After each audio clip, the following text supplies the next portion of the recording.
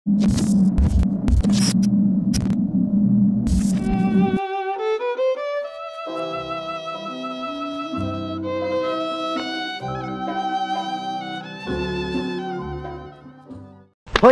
Oh, Fatimah. Apalah kau ni? Fatimah baru nak buka, kau tahu tak? Astagfirullahaladzim. Astagfirullahaladzim. Aku ni tengah berangan nak jadi orang kaya.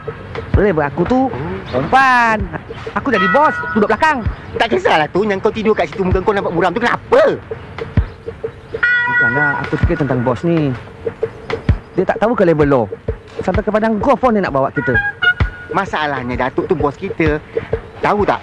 Kita kira beruntung tau. Orang lain nak cakap dengan bos pun susah tau. Aku tahulah bos tu baik. Macam mana kalau aku jadi bos? Apa nak barangan tu? Ceruk bos tu tahu tak? Tak apa. Kalau kita jadi bos, kita kena ikut macam bos. Macam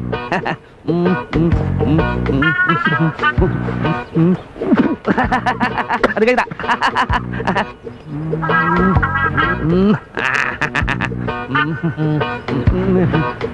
Apa kau buat isap ambil dua tu? Macam ni baru katakan bos.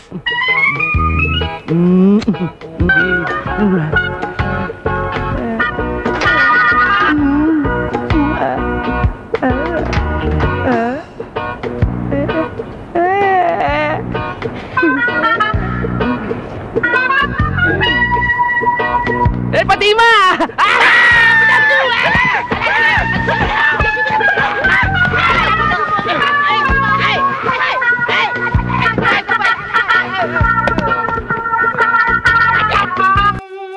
Apabila sahaja kita menatap wajahnya, secara spontan kita akan teringat kepada salah seorang pelawak yang terkenal semasa hidupnya, iaitu Allahyarham A.R. Tompel. Memang dialah salah seorang anak lelaki Allahyarham A.R. Tompel yang mempunyai wajah yang saling tak tumpah mirip ayahnya. Amran Tompel, begitulah nama yang dikenali ramai sebagai seorang pelawak suatu ketika dahulu. Walaupun popularitinya tidak sehebat abangnya A.R. Badul, tapi Amran tetap memiliki ketokohan sebagai pelawak yang semula jadi.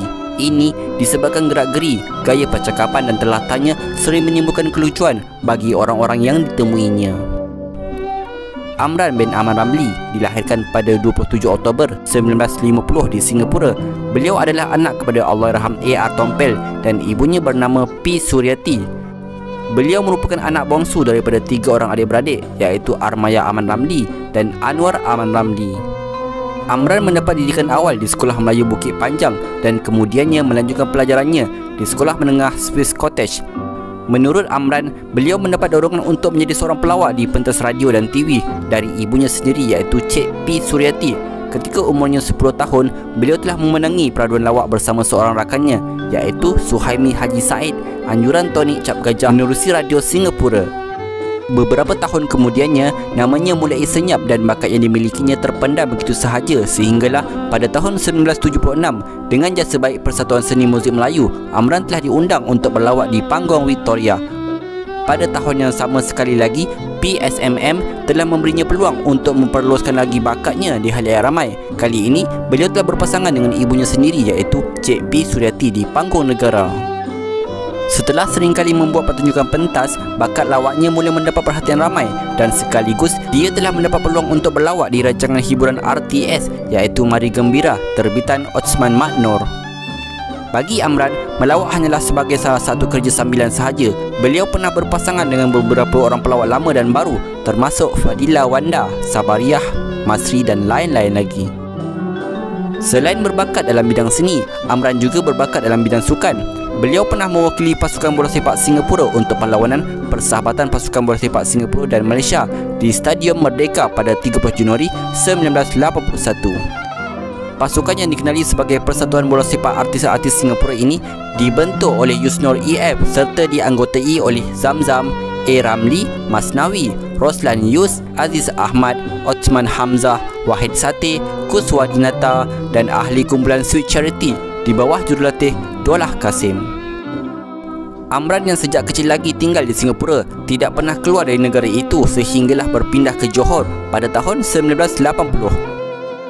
Di Singapura, beliau pernah bekerja di Bank Standard Chartered. Selepas tamat program kerahan tenaga Republik itu, Menurutnya, selama lebih kurang 2 tahun lamanya beliau dilatih memegang senjata api semasa menyertai program wajib khidmat negara Singapura ketika berusia 18 tahun.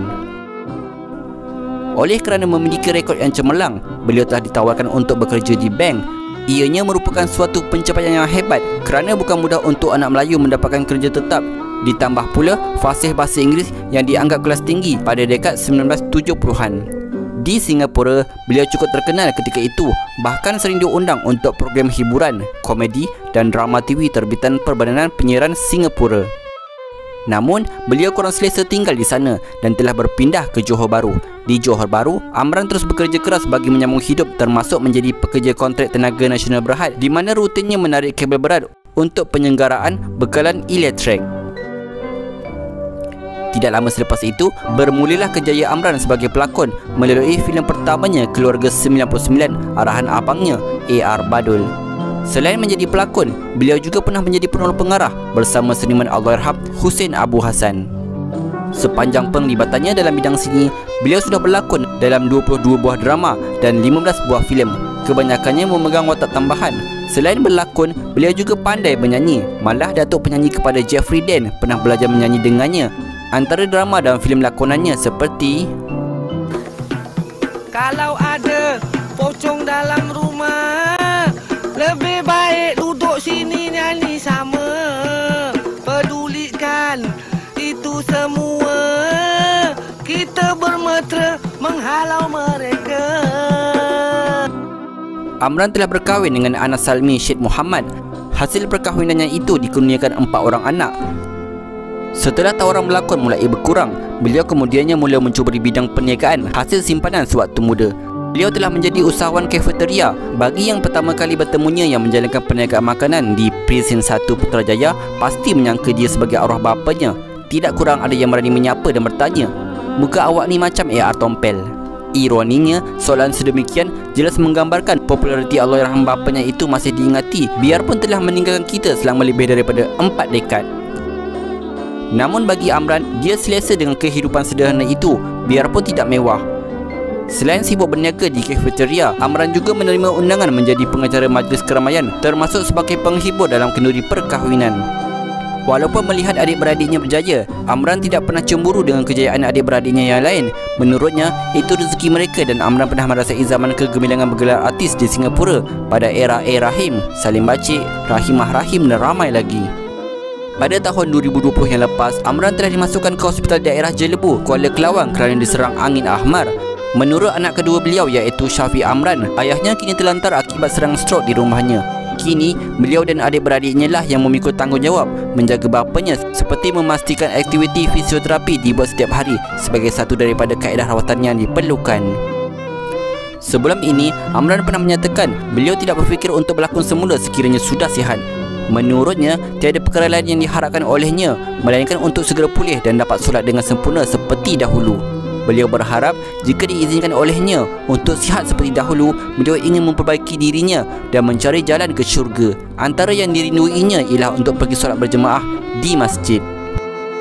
Kesudian teman seperjuangan berkunjung ke Senawang Negeri Sembilan untuk menjenguk dirinya yang uzur akibat serangan angin ahmar membuatkannya terharu.